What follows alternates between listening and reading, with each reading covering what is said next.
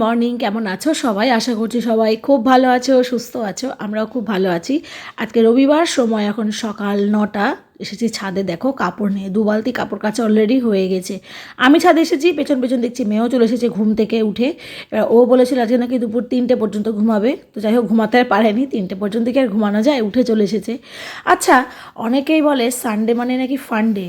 আমার একটা প্রশ্ন আছে তোমাদের কাছে, গৃহিণীদের কি সত্যি সানডে বা ফান্ডে বলে কোনো দিন হয়?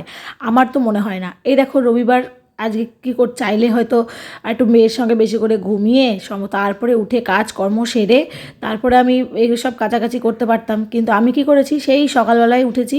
বরঞ্চ অন্যান্য দিন যখন উঠি তার আগে উঠে সমস্ত বাড়িঘরে ঝুল টুল ঝেড়ে বাড়িঘর দুয়ার ধুয়ে মুছে পরিষ্কার করে 9টার মধ্যে কেচে ধুয়ে স্নান করে উঠে পড়েছি। এবার সারা সপ্তাহে তো থাকে বাচ্চাদের স্কুল দিয়ে আসা, নিয়ে আসা, হোমওয়ার্ক করানো, ব্রেকফাস্ট লাঞ্চ ডিনার এই করতে সময় কেটে যায়। সেজন্য রবিবারের দিন আমরা কি চাই গৃহিণীরা, একটু সকাল সকাল উঠে সমস্ত কাজকর্মগুলো সেরে নিই, কি তাই তো? এবার আমার ক্ষেত্রে সেগুলো এখন আর প্রযোজ্য হয় না, কারণ এখন আমি আমার সংসারের কাজগুলো আমার ইচ্ছে মতোই করি। কেউ আমাকে জোর করে না, মানে আমার হাজব্যান্ড। আমাদের সংসারের কাজ আমরা দুজন যে যখন পারি সেভাবে করে রাখি। তো হচ্ছে, মানে কি বলবো, একটা সময় ছিল, এই সময়গুলো আমিও পার করে এসেছি, যে যখন চাইলেও আমি ইচ্ছা না হলে রান্না করতে পারতাম, মানে রান্না করতে ইচ্ছা করছে না বলে করবো না এরকম করতে পারতাম না, কাজ করতে ইচ্ছা করছে না বলে কাজ করবো না এরকমটা করতে পারতাম না। সেই জন্যই আর কি বলতে পারছি, যতক্ষণ তুমি করতে পারবে ততক্ষণ তুমি ভালো বউ, লক্ষ্মী বউ। আর যতক্ষণ তুমি করতে পারবে না, তখন তোমার থেকে খারাপ বউ আর তোমার মতো অলক্ষ্মী বউ কিন্তু আর কেউ থাকে না, তাই তো? তো যাই হোক, অনেক কথাই বললাম আজকে সকাল সকাল। এখানে তোমাদেরকে গাছে গোলাপ ফুলগুলো দেখাচ্ছি, একদম বাজারে যেরকম কিনতে পাওয়া যায় সেই রকম সুন্দর গোলাপ ফুলগুলো, তাই না? আর এখানে তো টব ভর্তি আছে ফুল। এই ফুলগুলো আর এই কিছুদিন, এখন যা রোদ পড়ছে, এই ফাল্গুন মাস পড়তে না পড়তেই মনে হয় না খুব বেশি দিন আর এই গাছগুলোকে বাঁচানো যাবে। তো অনেক কথা বলে মেয়ের সঙ্গে একটু সময় কাটিয়ে যাই হোক ছাদে থেকে নেমে এসেছি। এবার তো সকালে খাবার দাবারের ব্যবস্থা করতে হবে। আর এই গোলাপ ফুলগুলো দেখো, সেদিন তো হাজব্যান্ড দিয়েছিল, তো জলের মধ্যে সামান্য একটু চিনি দিয়ে রেখেছি। এর আগে আমি একটা মানে ইউটিউবে আর কি এক ভিডিও দেখে শিখেছিলাম আর কি, রাখলে ফুল নাকি বেশ তরতাজা থাকে বেশ কিছুদিন আর কি। তো দেখলাম না, সত্যিই ফুলগুলো এখনও একদম ফ্রেশ আছে। একটা ছোট পোকার মতো উঠছিল, সেটাকে আবার উড়িয়ে দিলাম। এইবারে রাতের মেজে রাখা বাসনগুলো সব জায়গা মতো রেখে দেবো, রেখে দিয়ে সকালে জলখাবারের ব্যবস্থা। সকালে জলখাবার ব্যবস্থা বলতে কি, আগে তো মেয়েকে দুধ ছাতুই দেবো, তো সেইটার জন্য বসিয়ে দিয়েছি এখানে দুধ গরম করতে। আর এদিকে দুপুরে মাছ রান্না হবে, মাছটা এনে রাখাই আছে। তো মাছটা আগে ফ্রিজ থেকে বের করি, দুধটা একটু গরম হোক, কারণ এই মাছের বরফ কাটতে অনেকটা সময় লেগে যায়। তো মাছটা বের করে রেখে তারপরে হচ্ছে খাবার দাবারের ব্যবস্থা হবে।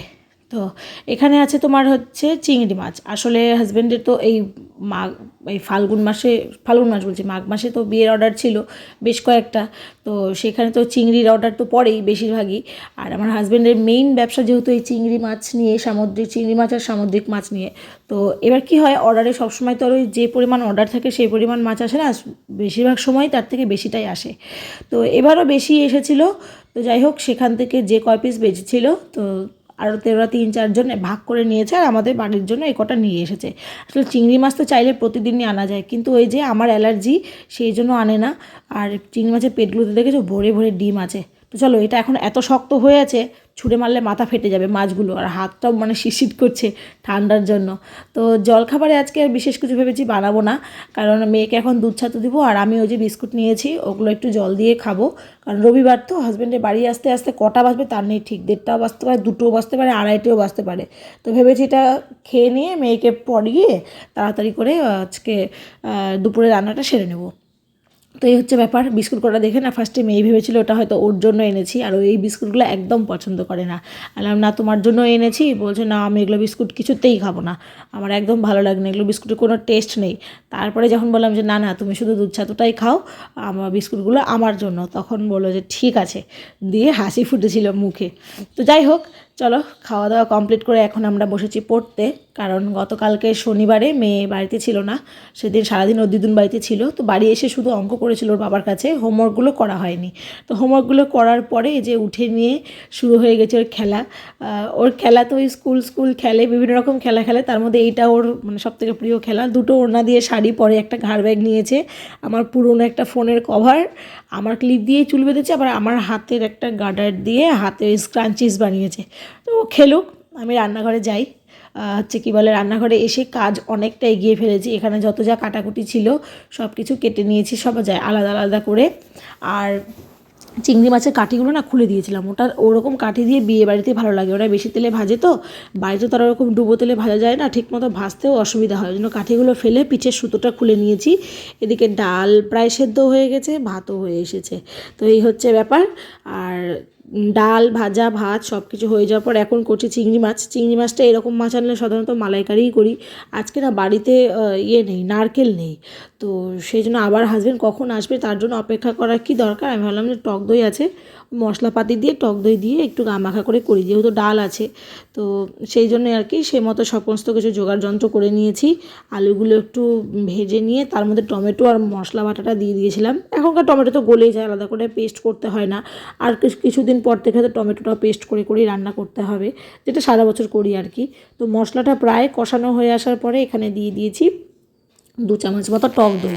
তো পুরো বাটিটাই মানে যেটুকু গুলেছিলাম সেটুকু মানে ফেটিয়েছিলাম আর কি দিতাম। তো পেছনে একজন এসে দাঁড়িয়ে আছে টক দই খাওয়ার জন্য, তো ভাবলাম এটা যেহেতু অনেকক্ষণ আগে থেকে ফ্রিজ থেকে বের করে এনে রাখা আছে এটাই খেতে দিই, তো সেই কারণে।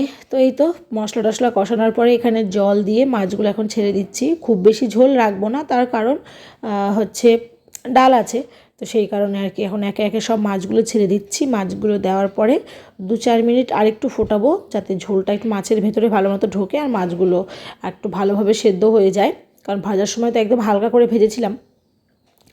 তারপরে আর কি নাড়াচাড়া করে তারপরে রেখে একটু দেবো হচ্ছে গরম মশলার গুঁড়ো দিয়ে নামিয়ে নেব, ব্যাস তাহলেই আজকে রান্নাবান্না কমপ্লিট। এই যে বলতে বলতে রান্নাবান্না কমপ্লিট হয়েও গেছে। এখানে সব কিছু ইয়ে করে নিয়েছি, এবার গ্যাস ফ্যাসগুলো পরিষ্কার করে মেয়েকে যাবো স্নান করাতে। তো মেয়েকে স্নান করানোর আগে ভালো আমার নখগুলো একটু কাটিয়ে দিই, কারণ সোমবার তো প্রত্যেক সোমবারে ওদের নখ দাঁত চুল পোশাক সব কিছু চেক করে, আমার মনে হয় সব স্কুলেই করে, তো এগুলোর উপরে আবার নাম্বারও থাকে, তো সেই কারণে আমার নখটা কাটিয়ে তারপরে একবার স্নান করিয়ে দিই। তো হাজব্যান্ডকে ফোন করেছিলাম, বললো চলেই আসছে, তো ভালোই হবে, তারপরে 3 জনে একসাথে খাওয়া দাওয়া করে নেব। তো চলো আগে নখটা কাটাই। আর তারপরে তো এই হচ্ছে আজকের আমাদের রান্নাবান্না, চিংড়ি মাছ, মুসুর ডাল, মূলো ভাজা, আর হচ্ছে মা পাঠিয়েছিল ছোটো মাছের চচ্চড়ি। একদম আমাদের সানডে স্পেশাল মেনু। আর সানডেতে স্পেশাল আমাদের এরকমই হয় হালকা পাতলা, কারণ হাজব্যান্ড যেহেতু বাড়ি আসতে পারে না সময়ের মধ্যে। তো যাই হোক চলো এই ভিডিওটাও আজকে এই পর্যন্তই রাখছি। সবাই খুব ভালো থেকো, সুস্থ থেকো। ভিডিওটা কেমন লাগলো অবশ্যই কিন্তু কমেন্টে জানিও, আর ভালো লাগলে একটা লাইক করে দিও। আমার চ্যানেল নতুন হলে প্লিজ আমার চ্যানেলটাকে সাবস্ক্রাইব করে দিও। দেখা হবে খুব তাড়াতাড়ি নতুন একটা ভিডিওর সাথে।